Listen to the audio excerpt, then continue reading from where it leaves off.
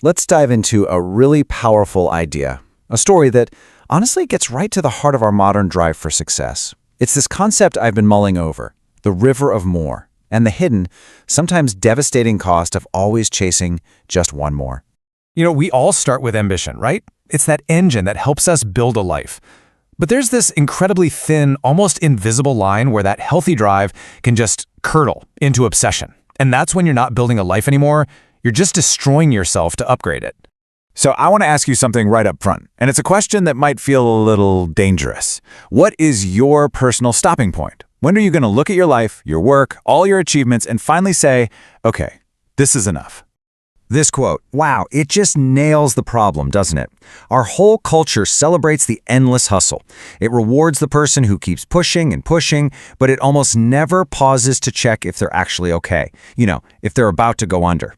To really get this, let's turn to an old parable. So, our story is set in this kingdom, Athelgard, and it's ruled by a really wise king named Alaric.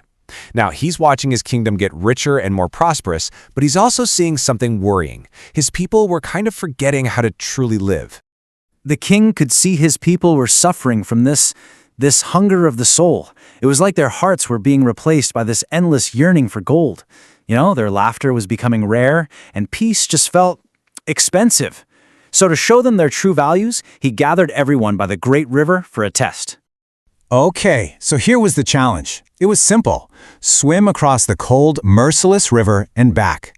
And for every single lap you completed before sunset, you'd get a massive reward. 10 gold coins. You could swim as many times as you wanted. And look, this reward was absolutely staggering. 10 gold coins. That was a life-changing amount of money. We're talking more than most people in the entire kingdom earned in a whole year. The stakes were just incredibly high. And at first, things went pretty much how you'd expect. Most people, they jumped in, they swam a lap or two, maybe 5. They earned enough to secure their family's future, maybe fix their home, or fund a dream. And then, and this is the crucial part, they stopped. They were content. But there was one man who was different. His name was Elias, and he was the strongest, most disciplined swimmer in the entire kingdom. He didn't just see this as an opportunity. For him, it was a challenge to be absolutely conquered. So after his first few laps, Elias already had enough to feed his family for years. But by the 5th lap, his goal had already expanded. This wasn't just about survival anymore. No, this was about prosperity. He decided, I'll buy land. By lap 10, his whole mindset had shifted. He'd already secured his needs and his family's needs for a generation. But now, his goal was abstract. It was limitless.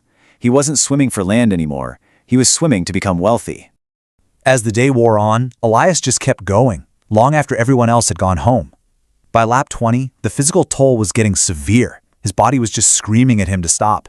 His lungs burned with every single breath. And this is the paradox, right? It's crazy. Every time Elias finished a lap, he'd see his pile of gold on the shore, shimmering, growing warmer and larger. But with each lap, his own body grew colder and weaker. He wasn't swimming for need anymore. He was swimming for more. So, as the sun began to set, Elias stumbles onto the shore. His body is trembling, his lips are blue, but his eyes, they're fixed on the river. He's actually getting ready to go again. And that's when the king knew he had to step in.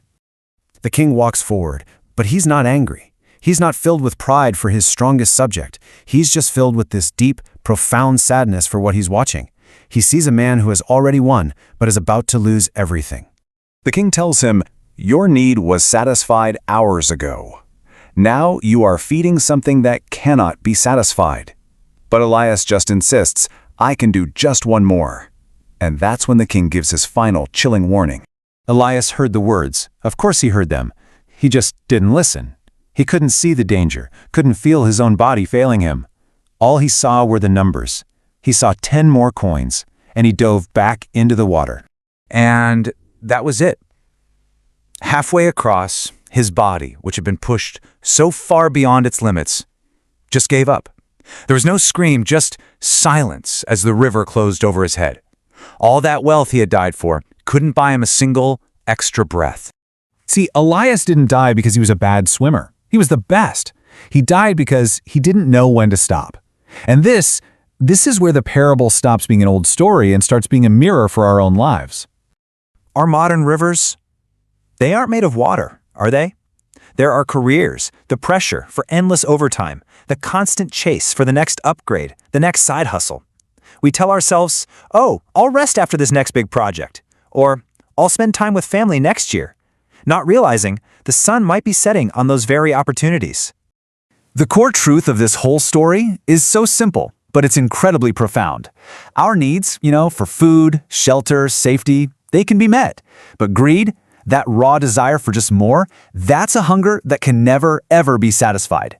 Success without any defined endpoint inevitably becomes a form of self-destruction.